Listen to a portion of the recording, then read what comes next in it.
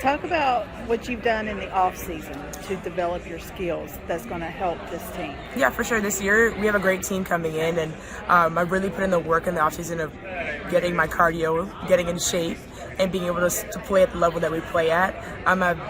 I've had the great experience of practicing with our team, with the Final Four team, and getting some playing time in my past years. But this year, I think I've completely changed my body composition in terms of changing my nutrition, getting my cardio up, like I said, and I'm just excited for this year and to be able to contribute to this team.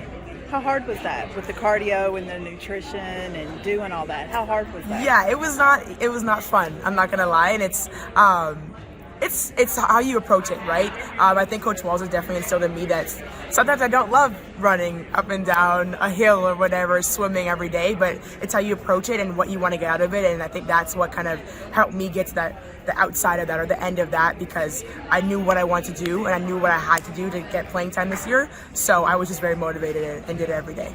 Tell me, how do you balance all of the practice, the extra stuff when you're not doing practice in the gym, all the extra stuff, the swimming and all that? How do you balance that with the schoolwork? Yeah, a lot of organization. We're really lucky to have Chris Mays on the team, Macy Ford, who kind of give us our schedules, which is really amazing. And for me personally, I have an agenda, and I have about 3 other calendars that I work with, and I just go from that. I stay very, very organized. I am a very good student, and I base that off my organization, and I couldn't do that unless I had my schedule, unless I had my classes, I had everything kind of organized for myself.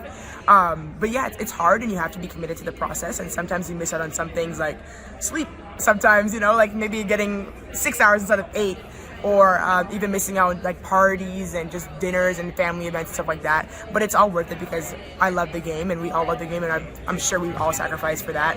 And it's just your way of life, right? You're committed. There's 15 other girls, 14 other girls around you that are doing the same thing. You have no other choice but to do it too, and you guys all share the love in it. It's easy.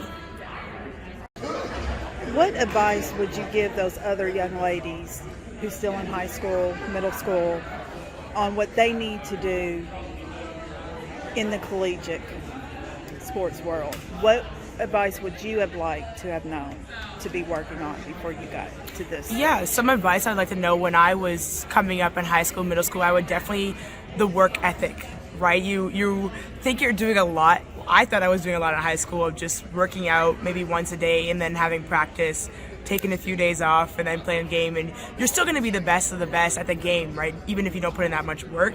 But when you come to that collegiate level, everybody was in that position. Everybody was the best of the best. So that work ethic is what is going to separate you from other girls, your peers and your teammates and other girls around the country, right? So I think that your effort, your work ethic, putting in the work, countless hours of putting up shots, cardio if you need more cardio, ball handling, defense, because the game is so much faster and so much smarter when you get ahead, and that is why you also need film session as well. I never watched film in middle school. I think I started watching more film when I played for my national team and in high school, but I didn't really take it serious. I was kind of just watching my own highlight film and never really thought about the bad stuff. But when you come here and they kind of just have your highlight film and bad stuff, it's kind of a rude awakening. So I would just say watching film and getting used to that too. And just getting used to the day in the life. We're lifting, we're going to class, we're going to practice, kind of getting into that habit of being tired, because you are going to be tired and you have to push through. And like I said, that work ethic is what's going to separate you and kind of get you ahead.